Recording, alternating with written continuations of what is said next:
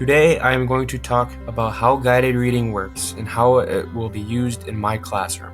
Guided reading is very important in a reading classroom. It helps and supports students develop their reading proficiency.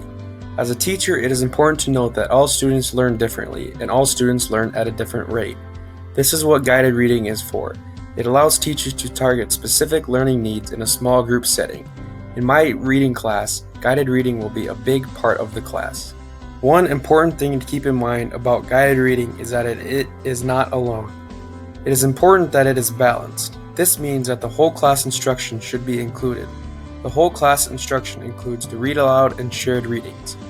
Guided reading comes after, with the small groups followed by independent practice. The Teaching Channel video does a great job of showing the small group guided reading in action. In my classroom, this is what it will look like. The teacher will always be supporting the students along the way. Guided reading is obviously different than a read aloud and shared reading. Read aloud allows students to work on comprehension and fosters an interest in reading. Shared reading can be used for focus lessons or mini lessons.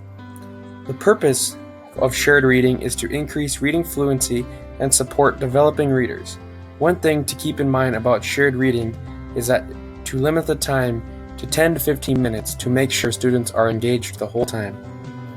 All three parts of balanced literacy are different. One thing that is similar is that the teacher is involved. A few of the differences is the level of text. Shared reading is at grade level and the other two are meant to be challenge texts. When I am teaching my students literacy activities, I want to slowly shift responsibility over to the first 6 weeks. In my next slide, I will talk about what something like my routine will look like. The first week, we will focus on building a community.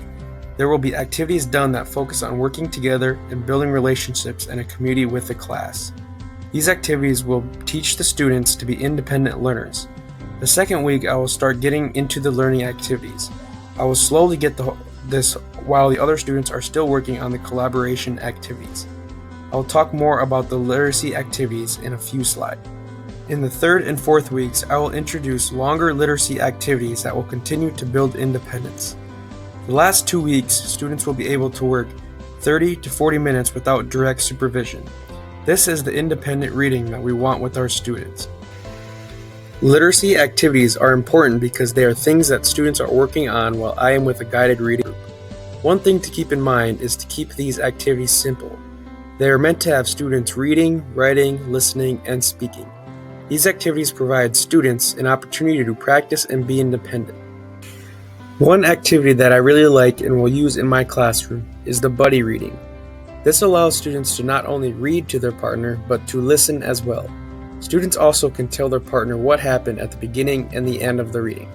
This activity is simple, but good for reading and listening. The one way and the way I will use formative assessment most often in my classroom is retelling the stories. This is a great way to test the comprehension of the students. It tests how well they understand the story, and it tells me, the teacher, what else I need to cover with them and how else I can help them be more successful reading in the classroom. Overall, guided reading will be very important in my reading classroom. I will use it with a balanced literacy program, and it will help my students to work on their skills to become better readers and overall more successful in my classroom.